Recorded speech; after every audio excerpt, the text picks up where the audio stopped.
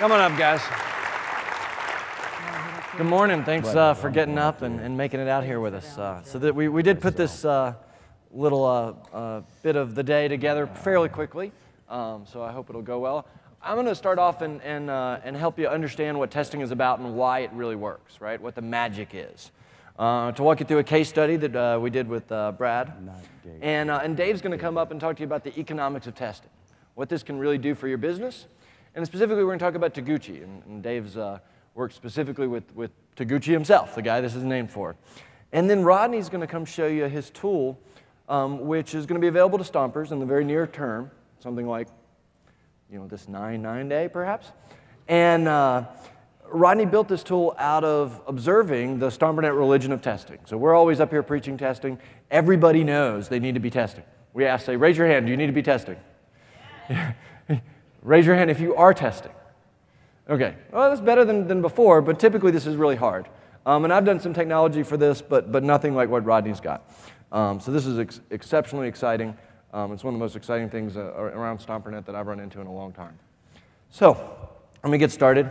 The power of testing. So why does this matter? What does it do for you? The key is testing is about control. It's really hard to know what's happening in a website. There's just so many things happening in the world. What you see here is a date comparison in Google Analytics where the days are aligned, right? So this is a week-and-a-half period, and it starts with a Monday, right? I don't remember the actual days, but the Mondays are aligned, right? The first blue dot and the first green dot are both Mondays. And you can see that moves in a pattern together. So we got a lot more opt-ins. This is the lead gen site.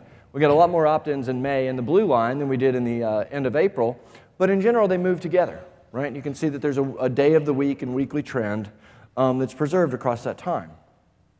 Here's what happens if you don't line the day of the week up. And so I'm going to talk to you a bit about day of the week, but this is just one of the things that's going on in the world that makes user behavior differ from moment to moment. And if you're not careful in comparing one design versus another, you'll end up observing one of these effects, not the effect of your design. Does that make sense? We're trying to actually be able to know that the changes we made to our site are actually what's driving the changes in our bank account that we see as a result. So here's a fun one. I got to walk out of Microsoft with this data. So this data is a little bit old, but it's from Microsoft. And it's a little hard to see. Let me zoom in on one of these for you and tell you about it. So up here we have queries for music, starting on Monday and going to Sunday. And what this chart is showing is the change from the previous day. So what happens with music? On Wednesday, people start searching for music a lot. On Thursday, they search a little bit more. On Friday, they search a lot more. On Saturday, they search even more. And on Sunday, the bottom drops out. So they stop searching for music. And we see interesting patterns of this.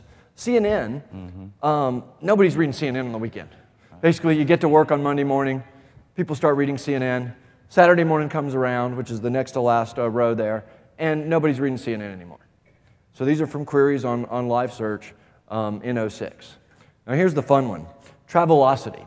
So there's a lot of travel planning that goes on Saturday and Sunday. A lot less travel planning on Monday, and then there's a last-minute spike on Tuesday. Actually on Wednesday, sorry. If you haven't made your travel plans by Wednesday, you're not going anywhere. Right? Nobody's planning travel on Thursday, Friday, or Saturday. The volume goes down and down and down. Here's another fun one. Gadget lust sets in on Thursday. People start searching for Circuit City on Thursday, and it increases through the weekend, and then the bottom drops out on Monday. Right, back to work, earn money for the next round of gadget lust. So there are any number of things that can happen during the time at which you're trying to test a design. Obama could get on TV. The Trade Center could be attacked by terrorists. These things are going to change the way people behave on the internet. And if you do, say, a site relaunch, you have one site up for 2 weeks and then you put up a new site, there's no guarantee that when you look at what's happening with that new site, you'll actually be able to attribute the changes to the site design change you made. It could just be what's going on in the world. Those of you who've been to a lot of the Stomper Lives might remember this pretty surprising effect. We ran this test for 6 months because we just didn't believe it. So this is a button on Corner Stork Baby Gifts buy now versus add to cart. So we're testing buy now versus add to cart. And buy now works on Monday and Tuesday and Wednesday, and add to cart works better on Thursday, Friday, Saturday. It boggles the mind. And now the difference wasn't really big enough for us to write the code to dynamically change our button. The right answer was, if you're going to stick with one, stick with add to cart for this specific market. But this effect was rock solid across 6 months. So very weird, right? Presumably people are in a much more get-it-done kind of mode in the beginning of the week, and weekend shoppers are much more about finding the right gift, and who knows. The bottom line I'm trying to communicate to you is that you can't compare the day before the design went live and the day after. If you do that, there's a large chance that you simply will not be able to attribute the changes you see to the right thing, right? You won't be able to determine why this happened. All right, so testing gives you control because you run the designs at the same time. You take the users and you split them up. You split them up into each of the different designs you have, and then whatever's going on in the world is affecting all of your different designs.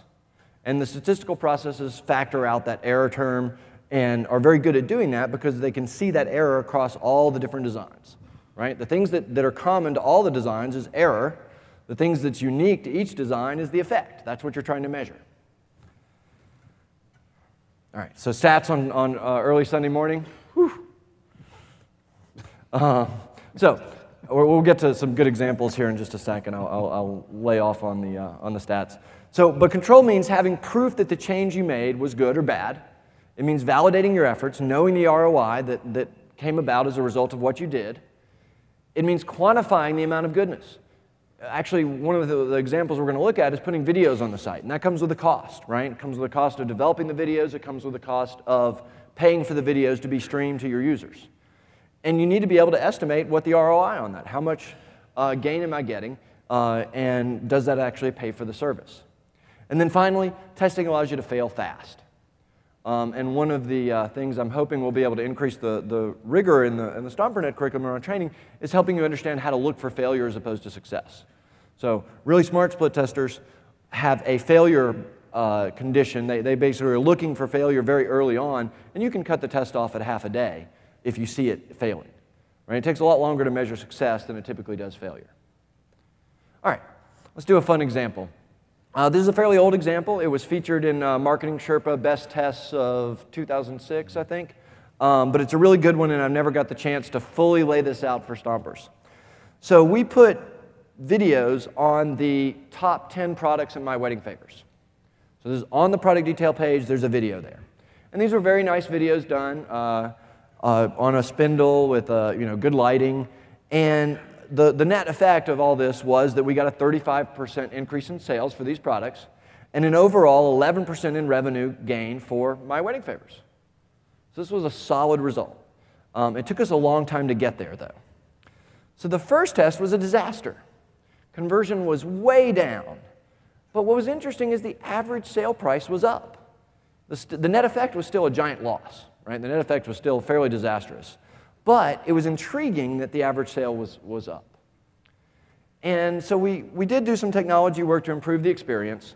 One of the things that was happening is the video was stalling. It was taking time to actually load. And so the user would see a blank part of the page, right, where normally the picture would be. And that obviously was not desirable, right? You don't want to have them staring at the blank part of the screen. So we swapped it out and we put an image in there while the video was loading, and that helped. And we had done autoplay, so the video would just start playing when you got to the page. And so we tried click to play in addition. So we ran a test, no video, click to play, and autoplay. And we turned our funnel into a pipe. So this graph is fairly hard to parse, and we'll look at it in a couple different ways. On the left is no video. So we've got in the green, we have the people that added to cart in the light green. And then in green, we have a midpoint between cart completion. And then in orange, we have the final